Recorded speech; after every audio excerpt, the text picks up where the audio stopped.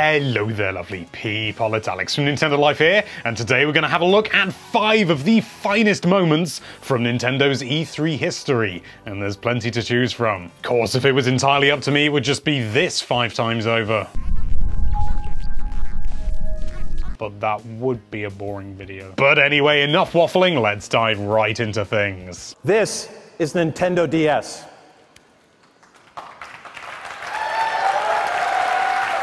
At number 5, we've got the reveal of the DS, because that was one spicy little sausage indeed. Although it didn't look much like the final product when it was first announced, it was still a really impressive and very bold thing to do. You know, Sony had just announced the PlayStation Vita, which was this super powerful, ultra powerful, really bright screen, ultra mega powerful handheld, and then Nintendo were like, let's throw loads of random things together and still make it more successful. It could have just had one screen, but it had 2 screens, and one of them was a touchscreen and basically paved the entire way for touchscreen gaming as we know it today. If it weren't for the DS, who knows? The gaming market for the mobile sector could be entirely different. That sounded almost like I knew what I was talking about. And they were just reeling off all the features, you know, backwards compatibility, the touchscreen, the microphone, all these different things, and they showed off the Metroid Prime demo. So we jumped from the GBA, which I think maybe had 1 or 2 3D games on it, but even so, I don't think they were brilliant. They were mainly 2D sprite-based affairs. To jump all the way to a 3D Metroid Prime game, that was huge, and it ended up being one of the most successful consoles in history, even ignoring the fact that it's just a handheld. You know, it outsold the N64, it outsold the Atari Lynx, it outsold the Philips CDI. You know, these big consoles, it beat them all. But maybe what you've already seen helps you understand that we're serious about expanding what we do.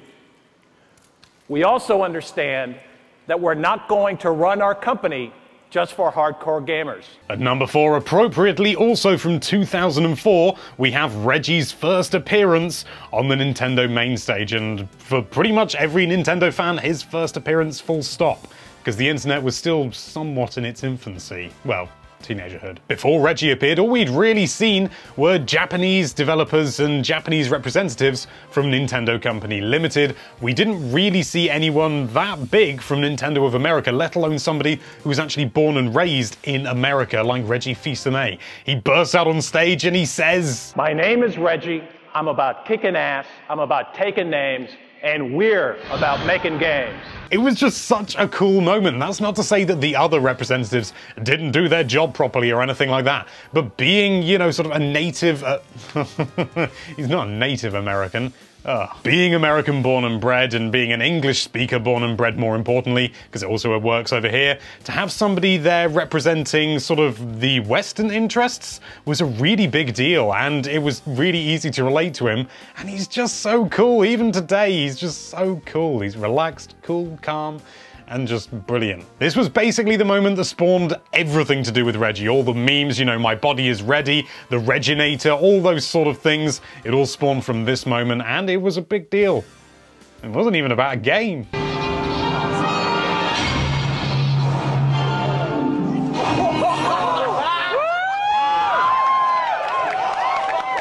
Number 3 is a game though. Yes, number 3 is the reveal for Super Smash Bros. Melee. This was explosive. Yes, believe it or not, there was a time when nobody was saying Melee is the best Smash Bros. Because it hadn't even been revealed.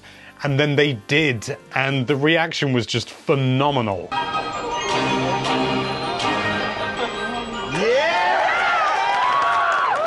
The technological jump from the N64 to the GameCube, at least graphically, was enormous, and so to see all the Super Smash Bros. Characters jump straight into this beautiful, properly multi-polygon rendered state was amazing. The bulk of the reveal was just the intro animation from Melee on the final version. There were a few little bits different here and there, but that is mainly what was actually in the reveal, and if you've even seen that, you know just how wonderful and badass the whole thing is, and so for that to be your first view of Smash Bros. Melee was like nothing else. I'd like you to step inside one more world for Nintendo GameCube.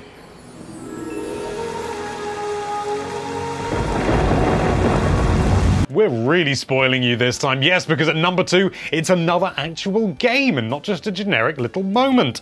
And it happens to be Twilight Princess. More importantly, the original reveal. Let me just preface this by saying that I absolutely love Wind Waker and I prefer it to Twilight Princess, so don't think I'm hating on it or anything. If anything, I find Twilight Princess to be a little bit mediocre, in terms of Zelda games at least. In terms of just games generally, it's amazing. But at the time when Wind Waker was revealed, the whole sort of new art style and everything, everyone was a little bit sort of, people really wanted something a little bit grittier, a little bit more realistic, like Ocarina of Time, but with more than 3 polygons. The greedy, greedy sods we were. Wind Waker didn't fully scratch that itch for a lot of people, and so, you know, this expectation of this, you know, beautiful, properly next-gen for the time Zelda game with beautiful, gorgeous graphics, you know, when it was actually revealed...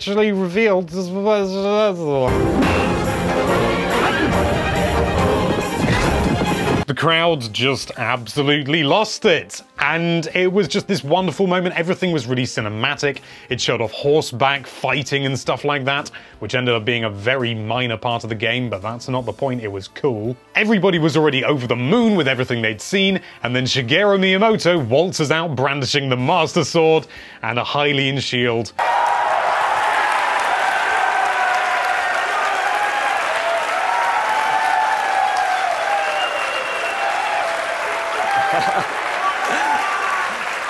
He wasn't on stage long, but it was just this amazing moment. It was this triumphant reveal of, yes, we're doing it! We said we sort of alluded we would with the tech demo, but look, here we are, it's amazing. And it was a beautiful moment. And honestly, just even watching it back now, just sends tingles down my spine, even though I've played Twilight Princess to completion. These games, along with all GameCube software, will play through the same self-loading media drive. At number 1, what else could it be? Probably several things, but the one we've chosen is arguably the initial reveal, certainly the initial physical reveal of the Wii, back then known as the Revolution. Generally when hardware is revealed, we either already see a big picture of it on the screen, or we're waiting for a big picture of it on the screen behind the presentation. Before we did all these direct things, I say we, I don't do the Nintendo Directs. You'll be surprised to hear. Or there's a table and there's something covered with a cloth and then it's a reveal like that, and you know, that sort of thing. So when they just came up with Revolution and Iwata walked out on stage, it looked like there wasn't gonna be a reveal just yet. Certainly not a physical one. And then he just did this. We gave you DS, a new Game Boy, and new games to play on them. And now you say, you want a revolution? Well, we've got one. Not under a cloth, not on the big screen, just in his jacket for the whole time, and then he just pulls it out. I mean, it's just such a rock and roll thing to do. I mean, it's a very tame rock and roll thing to do, but considering that people often viewed Nintendo as being sort of stuffy and stuck up and, oh, no, got to do things properly and, you know, we're a serious business that make cartoonish, colourful games. So to do something so outlandish and unpredictable, it was just like, oh, that's it. That is the thing you're holding. You little sod, you had it in your jacket. Watching this makes me really miss Iwata because although I think when the first time people saw him, he seemed fairly stern and sort of straight-laced, and he had an amazing sense of humor and an amazing sense of camaraderie, and he had a real sort of joy about him. And he was taken far too soon. But anyway, there you have it. Those are our 5 top moments from Nintendo's E3 history. We also happen to have, a while ago, done the worst or the most embarrassing moments in Nintendo's E3 history, which you can watch by clicking that card up there. I might even be in a different studio when I did that. I think I was. But anyway, thank you so much for watching. If you like this video, then why don't you pull that subscribe button out of your jacket to the surprise of everyone around you? Because why would you do that? And be sure to check out NintendoLife.com for all sorts of lovely Nintendo-related content. Thank you again for watching. Bye-bye.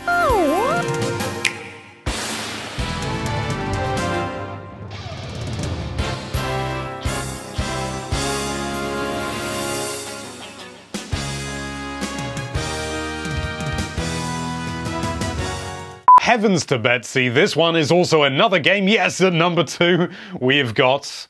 I've forgotten.